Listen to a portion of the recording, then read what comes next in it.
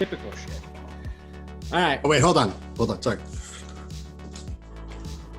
As soon as I start recording. Let's talk shit behind his back. Adam has a family emergency. Mm-hmm. Okay, sorry about that. That's okay. Just wanted to close one more window because the neighborhood kids, for whatever reason, have a knack of like, oh, you're recording something right now? Let's go hang out and play hopscotch in front of your window. Those rowdy kids, I tell you. Those damn They're rocks. Let's play stickball outside. There it is. Welcome to That's Good Sports Podcast. I'm Brandon Perna here with Will Keys and special guest joining us again, Adam Rank from the NFL Network from his home, preparing for the big NFL schedule release tonight. What is the process right now for you and everybody at the NFL Network doing sort of, okay, the draft happened, huge event, but now the schedule release, another big event. What is like changed with your day to day? What is some like the behind the scenes things that are happening to make TV happen right now? Yeah, it's a strange experience. I mean, usually you're familiar with going into the studio and having production meetings face to face with everybody, but now we just recently did an episode of NFL Fantasy Live where we're on a conference call and Colleen Wolf's there and Marcus Grant and I, and we're all in our homes, and then you just all of a sudden you don't see anybody until they throw you up on the screen, kind of like you do in the Zoom meetings and everything like that. And it's like, oh, hey, everybody. How's everybody? How's everybody's week going and things like that. So the good thing for us, and one of the things that I'm very thankful for, is that there has still been NFL business going on. As you said, we've had the draft. We've had the schedule coming up. Thankfully, you know, we're preparing like there's going to be a season. So we're putting it out there. Obviously, as things change, we will adjust and move on. But until you get into that spot, we're going to just move forward. And we will obviously lean on the advice of medical officials and government officials. But as far as we go, we're going on with the season. And so we're preparing for fantasy. And it's weird. I know it's strange to be at home trying to figure out who are going to be the breakouts, what teams are going to do well at the same time while your kids are running in and out and asking to go watch Moana or whatever. But it's been interesting. It's been an adjustment, but I realize for us, we're in a pretty fortunate situation to still have something to talk about. So I do not take that for granted. It's really the only sports news right now, and it's going to be for a while. Kind of could say the same thing about the draft, but this is a big night for you, schedule release, because I think this is probably when you come up with which fan base you want to piss off this offseason. But how do you reach that conclusion?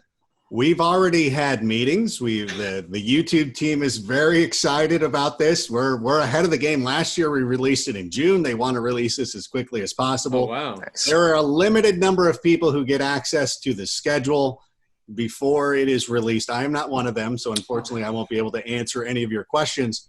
But you know what? Once the schedule is released, it's time to go through and kind of, figure out how we're going to see this season work out if everything is going to go according to plan. And for me, the benefit I have is that I write a franchise called State of the Franchise. It's the 32-piece, 75,000 words on every team. For everybody who thinks I don't do research, it's like I write basically a book every year on the upcoming NFL season. And then trying to go through the games, and the most difficult thing is trying to figure out winners or losers. What you think this team is going to look like. And I know last year when we came on and you guys were like, why do you think the Broncos are going to suck? And I'm like, well, Joe Flacco's garbage. So that actually panned out. Drew Lock was better than advertised. So that was good. And I know it was funny because there was a Broncos fan who kept hitting me up and, he was obviously upset. He said the team was going to go, I think 11-5.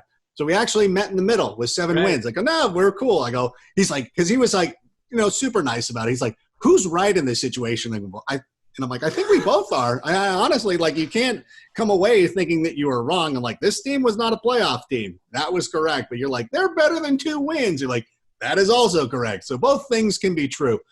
So it'll be, again, a process of just figuring out which way do you think this is going to break out? How do you see the season going? And unfortunately for the Bronco fans, I actually really love what you guys did in the offseason. I love the way the direction the franchise is heading. So I know you don't want my endorsement. That's the one you do not want. Unfortunately, You're probably going to get it. Well, it's tricky because you had the reverse effect on the 49ers. They go to the Super Bowl. but they lose the Super Bowl. Yes. I think the best thing you can do is predict average for the Broncos, because okay, I think that doesn't inspire rage. Right. Maybe you need that fire. Maybe if I just had a little, 4-12 to really just kind of just to let Drew Lock know, just to really fire him up. That could be a way to go. Because that's also like a difficult thing too. Is like you don't know who the starting quarterback is going to be for a franchise like in Week 15. Like for instance, I was not very high on the Titans heading back into last season, and I told them as much, and they told me that I was an idiot. And they started off 2-4, and their fans were lining up to apologize. And they're like, "You were right. We were wrong. We totally overestimated all this stuff. We're so sorry." And then fast forward 2 months, I was the dumbest person on earth because I didn't realize that Ryan Tannehill was going to be the second coming of Steve Young and just come out of nowhere. We've seen enough of Ryan Tannehill to not believe that he was going to be this epic quarterback, but he went out there, had a magical season. And I almost had 2 3-13 teams in the Super Bowl, but thankfully the Chiefs bailed me out. So I was able, and when the playoffs started, I was one of the few NFL Network analysts who picked the Chiefs. And this is not just the week before the game. This is when the playoffs started. And everybody was picking either the 49ers or the Saints to go to the Super Bowl. And they were picking the Ravens. And some people had the Patriots. I felt like I was the only one who had the Chiefs. I was the only one who had the Chiefs winning. Not that, and I'm not trying to brag or anything. I'm like, this is how easy it is to go from 0 to hero or hero to 0. You're like, right. It's not an easy game to have happen, but it's like, so I don't know if I'm really the kiss of death or if I'm not, or if it's just it's a regular, maybe I'm Nick Foles. Like I'm terrible in the regular season predictions, right. But get me into the playoffs and I'm spot on. You just need the chance. That's when it really counts. Yeah. So, sorry, Brandon. No, you go ahead, Will. Okay. Yeah, thank you. This is probably the first time I assume that you're going to have to do your predictions without your magic touchscreen thing. Oh, so I know. Are you going to be able to do this without the visual aid? I think we're working on some things we'll do with like StreamYard or something like that. But we really do want to have – because the thing is, if you go back and watch the 49ers prediction, it's pretty amazing just to see me go, L, there's another L. Like that, the whole drama of everything that was going on. You see it. You see it, And by the way, it always amused me too that people were always wondering why I was wearing a Lego T-shirt. And it was because it's a super nerdy, hardcore wrestling T-shirt for the Young Bucks, and the most hardcore of wrestling fans got that. A lot of them did it, but anyways, that means nothing. The thing is we're going to try to find some way to represent that visually, because at the same point, you still want your face up there looking stupid when one of these predictions, and at least one of them is going to go horrifically wrong. If there was one thing I can guarantee, is that it's going to go awful. And which is what you want, because I remember the evil Andy Dalton, or angry Andy Dalton, whatever that Twitter handle is, was so pissed at me when I made the Bengals prediction. And I remember he's like, bro, you drunk? There's no way the Bengals lose their first 11 games. And then they go 0-11. And he goes, if you beat the Jets, I will never say a bad word about you again. And they beat the Jets. And so that worked out. Nobody remembers that. Nobody cared. Like, whatever. You got lucky, which are probably obviously a little bit, but it's like, but you need the visual, because you want your, even if it's bad and even if it's good, but usually if it's bad, because it's kind of fun. Like, just throw it out there. Like, who is this clown? Which is one of the toughest put downs you can give to a person. Is like when they say, who is this clown? Because first of all, they're acknowledging that you're a clown. Mm-hmm. You're not even the most famous clown, which really hurts my soul. Like, I'm not even a famous clown. You should know who I am. But I'm a clown, obviously. But you should know who I am. The clown emoji was modeled after your face. So, what's worse, being called a clown or a bum? Because, like, I feel like clown is sort of a West Coast thing, and bum is like a New York radio type of insult. Maybe like a, Daily News or Post, whatever. Who is this bum? Yeah, what? I feel like, I would like the fans, if I can reach them right now. Let's do bum this year. We did clown last year. 2019 was the year of Frank being a clown. this is the year of Rank being a bum. And then hopefully, God willing, in 2021, we'll move on to something else. But let's do bum this year. We'll try to make that happen. I think we can pull some strings, yeah. All right. This is completely off topic, but I see behind you, you have the Beastie Boys book. Did you watch their documentary? I haven't watched it yet. That's one of the things. Like, you would figure, being with a lot of downtime and in quarantine and everything like that, like, you would be able to watch pretty much whatever you want to. Unfortunately, I haven't had a chance for that. There's been a lot of cool stuff coming out, like The Last Dance obviously has been out. Right. So I've been watching a lot of that. Been trying to finally watch Park and Recs, which was something that I missed out on back in the day. Yeah. And then the two guys, Zach Braff and Donald Faison from Scrubs, started a podcast where they're doing a rewatch, and you're like, well, I'm watching this again and going back. So unfortunately, I haven't seen it, but the book is excellent. I got a copy of the vinyl for Christmas, which is awesome, for Paul's Boutique, which at the time, I know you guys were probably not even born when the movie came out, or when the record came out, but it's really like almost considered a financial flop. Like, it didn't have, like, License to Ill is legendary, and Paul's Boutique, at first listen, you're like, what's going on? There's a couple of good songs, but it's one of those albums that you got to listen to from start to finish, and it's an experience. And so when I was, my wife had the forethought to be like, you know what, this is the album he really loves.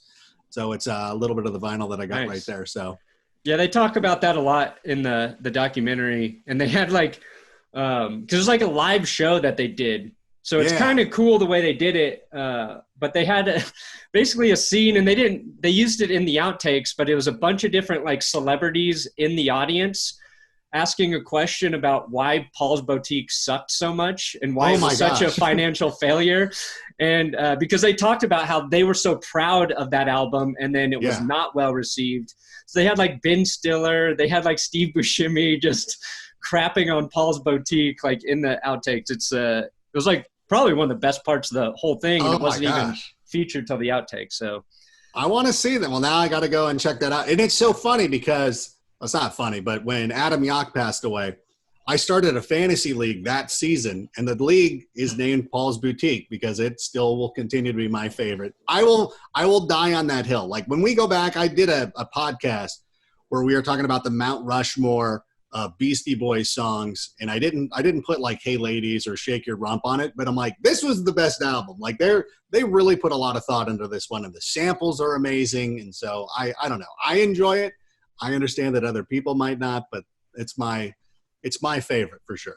Nice. Yeah, I think like I was in second or third grade. We had one of those music subscriptions, and Sabotage came out, and I was like, this song is amazing. The music video is amazing. And so Great I got Ill Communication, and I wasn't ready for that album like at age 10 or whatever. It's like, wait, this is a lot of rap music. I thought I was getting rock, because like Sabotage was such a different song.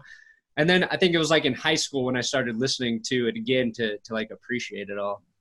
It's so good. And they play their own instruments, and they started showing up on Letterman, I think as early as 1992, playing instruments, and people were like, whoa, these guys, they're actual musicians. And I mean, like, not like if you watch it, the chords aren't complicated or anything like that, but obviously they're playing their own instruments. I had that like a boomer moment where Post Malone recently was doing a YouTube concert, and he's playing it, and I'm like, oh my God. Like, I'm like, because I knew like from the beginning that the Beastie Boys were musicians. So I was like telling all my friends in high school, like, bro, I knew they played their own instruments, you idiots.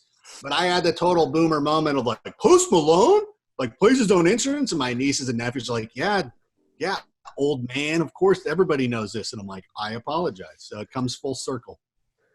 Yeah, it's funny, like clarifying that a band plays their own instruments is even like a thing. Well, hip hop, I think. Well, yeah, it's been like, I mean, there's so many different like avenues you can kind of go down. For sure. Anyway, I'll get back. If Katy Perry started pulling out like an upright bass, I think that would be a little jarring. So that would be sick, though. That would be cool. Okay, I've got a really, really good segue here. Do it. Are you guys ready? All right. From the Beastie Boys to the Beasts of the Midway, let's talk about the Bears offseason a little bit. So, Will Keys, king of segues, ladies and gentlemen. Love it. I nailed that one. That's really good. Not to toot my own horn. So you guys added your notable. Or at least have somebody toot the horn for you. Oh, you I'm gonna toot your have own to, horn. That's yeah. I never knew in the that. description.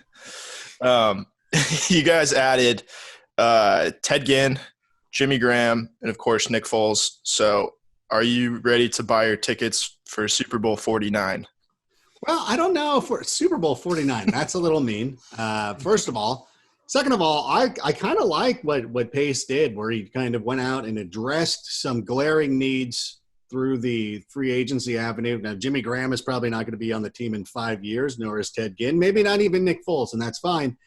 But in the short term, when you have a defense that is still one of the best in the NFL, I believe it's very important to go out there and try to win in the moment. They didn't have a first-round draft pick, of course, because they used that on Khalil Mack. So why not go for it this season? As bad as everything was last year, and it was bad, and there were some mistakes made and things happened, they were still an 8-8 team. Matt Nagy has not had a losing season in the NFL. He's won 20 games. He's a former coach of the year. And to be perfectly truthful with you, he's never had an opportunity to work for a quarterback that he probably would have wanted. They probably would have drafted somebody different. Remember, John Fox was the coach of the team when they drafted Mitch Trubisky. You feel like if Matt Nagy would have been in the room, he would have been like, what are you doing? I like to tell everybody, like, he probably would have said Patrick Mahomes because he was part of the Chiefs staff that had identified Patrick Mahomes as one of the top quarterbacks in the draft.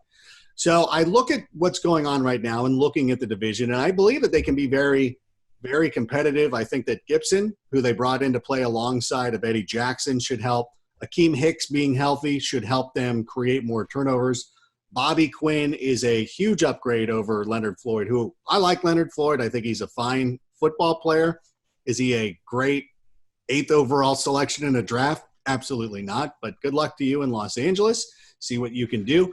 And so you look at the defense, you're like, okay, the defense should be back. And if Nick Foles can come in, and I don't want to push aside Mitch Trubisky already, but if Nick Foles can come in and be an average NFL quarterback, I think you're looking at a team that can win between 10 to 12 games, and then all you need to do is get hot, get on a little run of the playoffs, and then we'll see what happens. So I feel confident with them. I feel comfortable with them, and I'm thankful the Packers are not winning, not trying to win for this season. So that's what it seems like. You know, the Vikings still have Kirk Cousins. So you're like, all right, so this division is still very winnable. So I feel great about it. The Lions, no one knows what the Lions are doing. You know, they make good draft picks, and you're like, okay, Kuda, yeah, that's a good player. And you see some of their moves, and you're like, everything seems like it should work out. But then you're like, it's the Lions? Has Matt Patricia done anything that makes you believe that he's gonna turn it around this season? Which is like my thing. Like, Matt Nagy has at least shown you there's tangible evidence where you're like, well, he was coach of the year one time. What has Matt Patricia ever done? Like, everybody wants to give the Lions the benefit of the doubt and be like, that's a team to watch. Like, why? Like, what has Matt Patricia done? Right. You think like this is it. Like, there's not even like winning streaks where you're like, oh yeah, during that stretch they were amazing. It's like, yeah, they're just the Lions. I will know that Matt Nagy is an elite coach if he starts Mitch Trubisky for at least the first 2 weeks. Because if he does that, then he knows how to properly utilize Nick Foles, which if Nick Foles starts the season, that is not good for the Bears. If he comes in place of Mitch Trubisky, he can be Super Bowl MVP. We know that. So as long as Trubisky starts and then Foles replaces him, Nagy elite. And then, yeah, Matt Patricia has a ton to prove. And it's crazy how, like, knowing what Josh McDaniels did when he came to Denver, it just feels so similar in that they're, like, trying to clean house to make the team their own when you're like, there were some good pieces here you're getting rid of, and use those guys as your own, work with their skill sets to make your team better. I think Patricia, like, if he's given time, maybe will be successful in Detroit. But, like, I don't know how long that leash is, how long they give him to, like, turn things around, though. It would be crazy. It is strange. Like, when you see that Dan Quinn is brought back for an extra season after having 7 and 9 years, he at least got his team to the Super Bowl at one time. Like, right. Yeah, there is some faith to have in him. Sean Payton went 3 years of going 7 and 9. The Saints were like, we're not going to do anything rash. We're not going to get rid of him. But at some point, when you have a coach who is a brand new coach, and you can kind of see, like, it's kind of similar to what the Arizona Cardinals did with Steve Wilkes, where they're like, yeah, no, we made sorry. Reset. We're getting him out of here. We're going to go with somebody else. It's kind of like when the first season of The Office. If you ever notice, like, the first season of The Office was six episodes. Michael Scott has his hair slicked back. Right. His shirt is too tight around the collar. Like, he's a different person than what you see when season 2 starts. Sometimes it's cool to see. You can see in one season if something is not working, and instead of sinking your franchise for 3 years because, well, we hired the guy, you can tell. And we've seen enough evidence of former Belichick disciples to know that this probably isn't going to work out. Right. I mean, this has been the same issue with my show, but since I make all the decisions for 7.5 years, there's no one to clean changing it. I know it doesn't work, but do I go right back to that well? Every single time. But there's consistency there. Yeah, exactly. I'm like the Bill O'Brien of YouTube. Oh man! Speaking of Belichick disciples, yeah. At least he did. I mean, yeah, because it's like, how do we? Does he qualify as a success? He continually gets. It's crazy. They're in the Houston playoffs. Texans in the playoffs every year. Like, you forget about that, because I made the mistake the other day of talking about, like, well, the Titans at 9-7 won the division. You're like, no, wait, they didn't. Like, they were the wild card team. Like, the Texans somehow. Right. And now they're like, we're getting rid of DeAndre Hopkins. We're bringing in David Johnson. Like, that to me, and I know we're not here to talk about David Johnson. No, we can. We are. I legitimately feel like Bill O'Brien opened the NFL Black Book. The Arizona Cardinals are the first team listed. He calls them up. Alphabetically, right? And he's like, hey guys, what will you give me for DeAndre Hopkins? And Kime is just sitting there like a joke. Goes like, oh, I don't know. I'll give you David Johnson. And he's like, he has to put the phone on mute because he can't contain himself because he's laughing. And Bill O'Brien's like, I'll take it. And you're like, wait, what? Okay, well, let me at least give you a second-round pick, too. Like, something. Like, I feel bad. Like, whatever you want to do, Steve. Did he not see the tape? Like, was that I don't know. There's evidence that this guy is not a good football player anymore. And you could have had, let's see, Melvin Gordon, Devonta Freeman still out there. I know Todd Gurley kind of wanted to go to the Falcons, but you're like, there were other guys out there who you don't have to trade one of the best receivers for, and you don't think the 49ers would have given you one of their first-round picks? Yeah. For DeAndre, maybe both of them, because I don't remember if they had made the DeForest Buckner trade at the time, but, like, you could have at least gotten one first-round pick from the 49ers, maybe two. It felt like they didn't negotiate at all. It felt like they didn't get any other teams in on the deal because the news came out that morning that, like, the Texans might be shopping DeAndre Hopkins, and this is the first day of NFL free agency.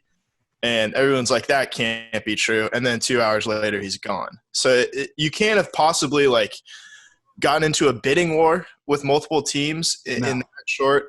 And you could have had one. You could have like, the Jay Cutler thing took weeks, to bring up a hero of both of ours. The Jay Cutler trade took weeks. They ended up getting a pretty good deal out of it. I feel like you put more thought and time into your own fantasy football trades than Bill O'Brien does with his real players. I'll sit there and fret forever. Adam's job probably depends on his trades. Bill O'Brien has full power right now. Yeah. And that's really, like, the tricky thing. Like, being a coach GM that's not an easy gig. And Bill Belichick can do it. But even when, like, that's why a big reason, like, Mike Shanahan, his time ended with the Broncos. It was too much control, and, like, that's a lot of responsibility for two really important positions. I just don't know how you do both well unless you're Bill Belichick. Yeah, I mean, even Andy Reid, I believe, it had full control of the Eagles at one point, and it wasn't working out well and might have led to his demise. So it's not an easy skill to pull off, and I would recommend teams not do that. And I really wish the Broncos would have not gotten rid of Shanahan and would have stuck with him and just been like, look, bro, you're not going to be the GM anymore. But because I really do believe, and I say this as a Cutler fan, I wish that he would have stayed in Denver with Shanahan.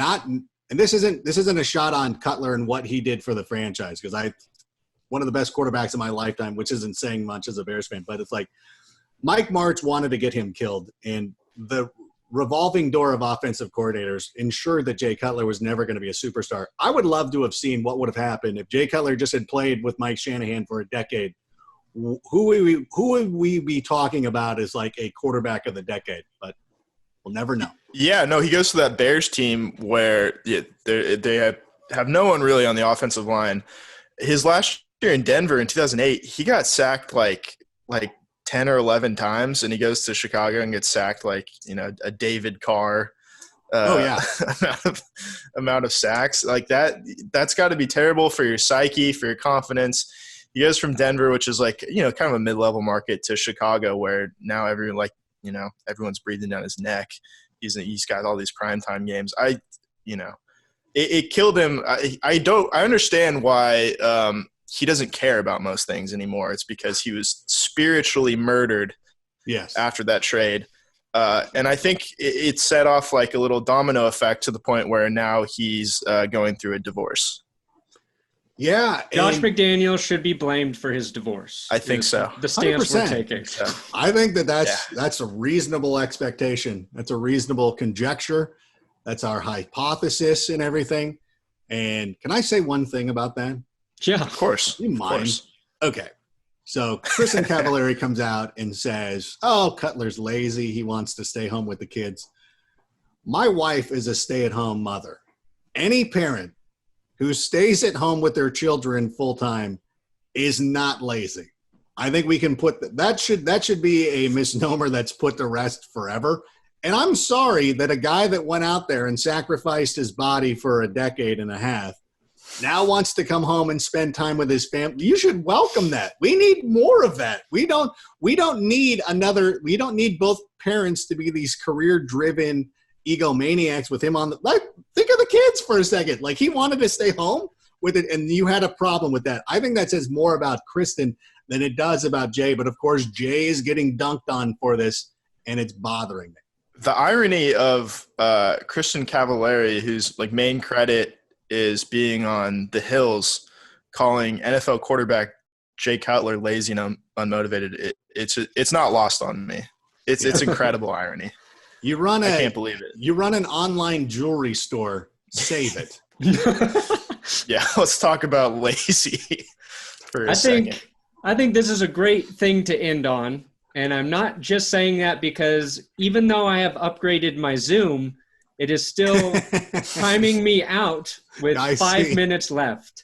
It's a countdown. Holy moly. Yeah, when Dave was on, it kicked us out of the Zoom meeting. I paid for the upgrade, and now it's still not working. So I got to figure that out. You have to get Zoom Premium Plus. You only got Zoom Premium. Oh my God. Oh man. I have no idea. Oh, what is the deal? It seems that seems like a reasonable explanation though. Like they have all dumb like that. Zoom has all the leverage right now. They can charge whatever they want. It's $1 million per meeting. You're like, all right, we got to pay it. Unless everybody wants to be on price of doing business these days, I guess. Goodness. What time are you guys starting the schedule thing tonight? It is going to be 8:00 Eastern is going to be the first time that I am able to talk about it. And cool. So we don't acknowledge any of the leaks or anything out there. So I cannot tell you. And, I don't even know.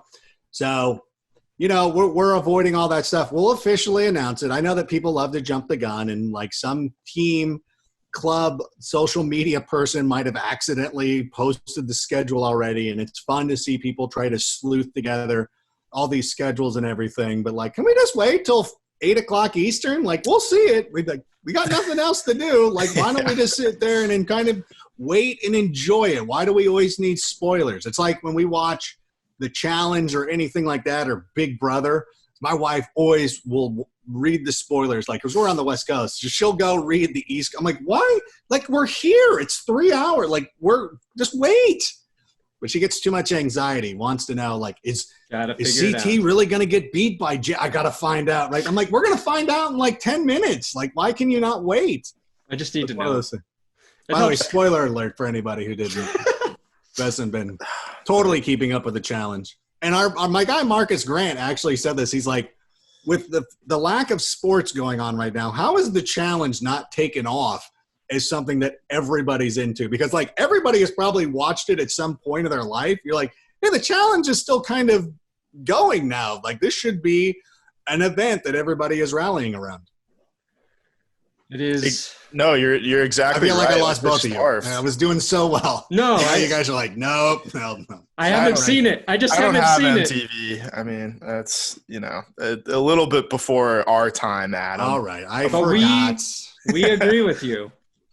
No, there's people like complaining that you guys are doing a 3-hour schedule release special.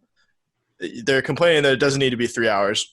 But they're also complaining there's not enough sports stuff. What else are you doing tonight? Why is it not 8 hours? Like, why is it not a telethon? Like, I think release one game a day for the rest of the offseason.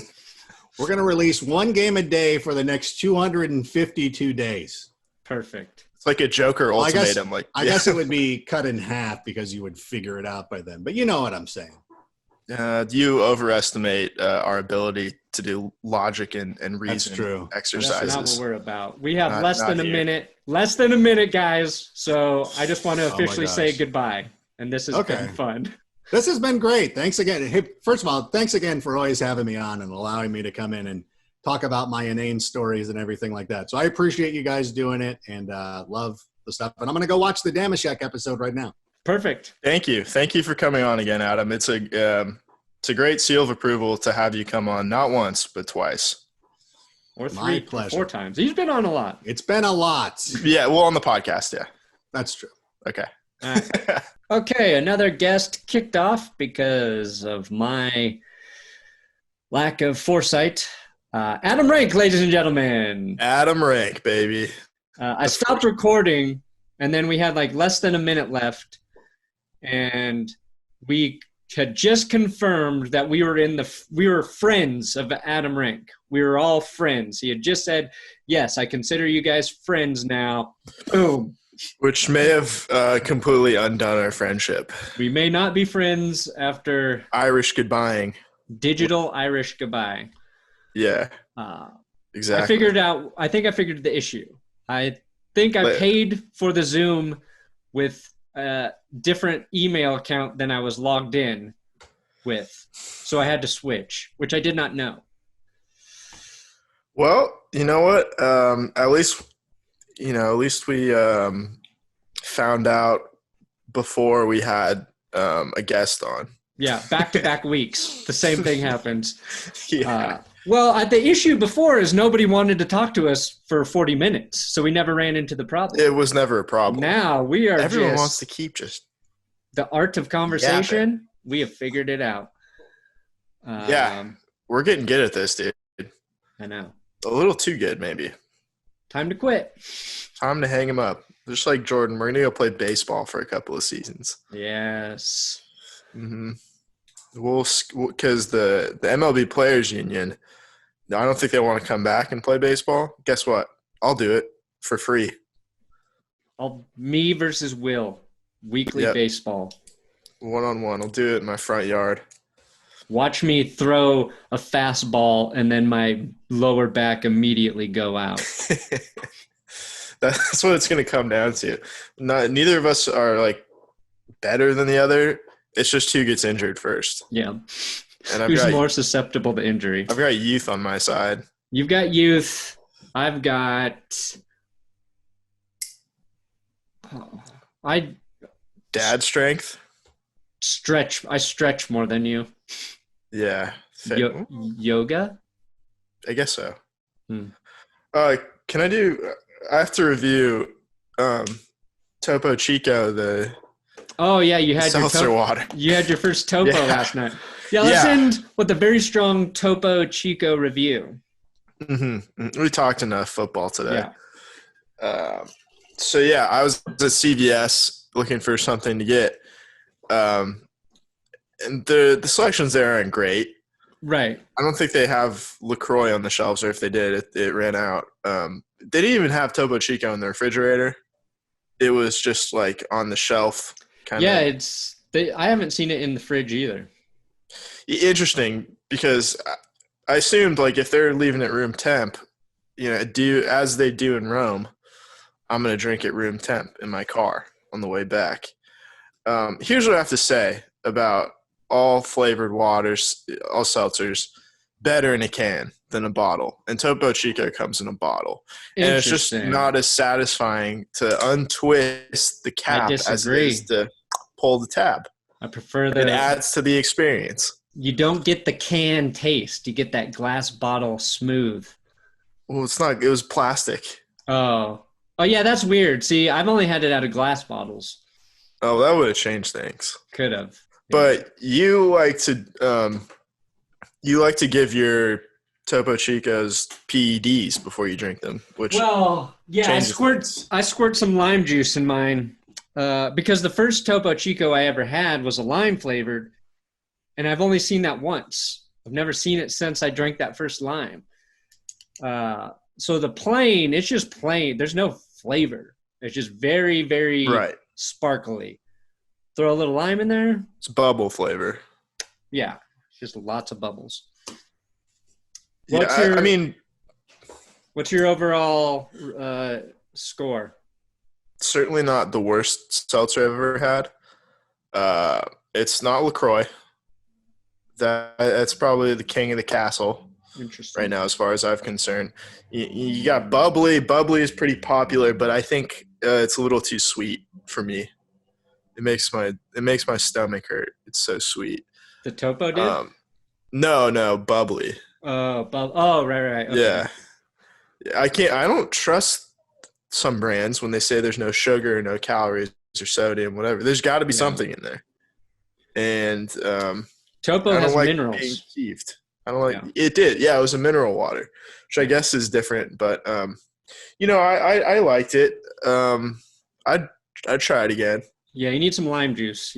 Or do the lime if you ever see that one. Okay. All right. Well, I think we can make that work. I would like to try to talk about, sacrifice content and listener enjoyment to talk about these brands long enough for one of them to catch on and offer us a sponsorship. Topo Chico, $1 million to be our official sponsor. To just drink it on air. Like American Idol with Coca-Cola. For life. Yes. The Happy Gilmore, you have to have it. That's the only thing you can drink for the rest of your life. It sounded like a good deal when they signed up. But really, Topo Chico turned out to be the winner for their lifetime agreement. All right, where do you come down on this? You get $1 million a year from Topo Chico a year, but it's the only thing other than still water you can drink. It's the only beverage. Interesting. I can't have coffee? That's interesting.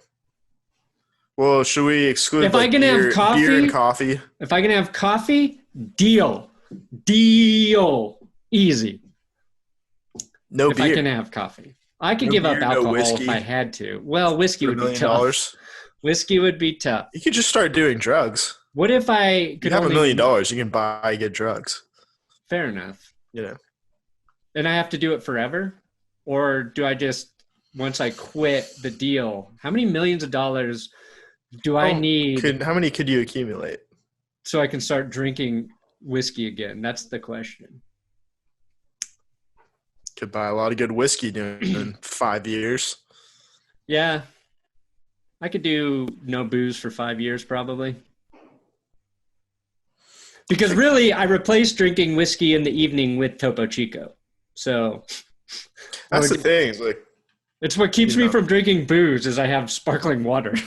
LaCroix is what keeps me from drinking soda, which is poison for you. Yeah. So unless they want to, do an ad with us. How much more successful would this podcast be if it was only about sparkling water? That's the real question. It would be niche, but we would have the market cornered, I think. Yeah, we'd be the only ones there. We'd be early adapters. Our next episode will be comparing NFL players to sparkling water brands. Or we could do one of those things because I'm watching Game of Thrones for the second time. We could come out with a new idea where we compare NFL players to Game of Thrones characters. There we go. Easy. We'll Nobody's be the ever done first. that. We know. Yeah. I built the Game of Thrones quarterback, the perfect Game of Thrones quarterback. Nobody ever watched that episode. I thought, this video is going to do really well. And this is in peak Game of Thrones. I think it was probably May video. Nobody gave a shit. You guys, this is on you. You guys need to you need to watch our bad videos too. It's not just the good ones. Had the build of Brienne of Tarth. So many good things there. The heart of Jon Snow, probably. The right hand of Jaime Lannister. Yeah.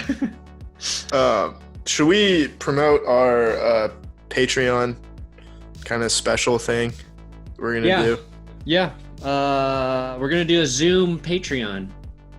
This will be your opportunity to get on the podcast. Basically, we will pick a day to do Patreon only link to Zoom.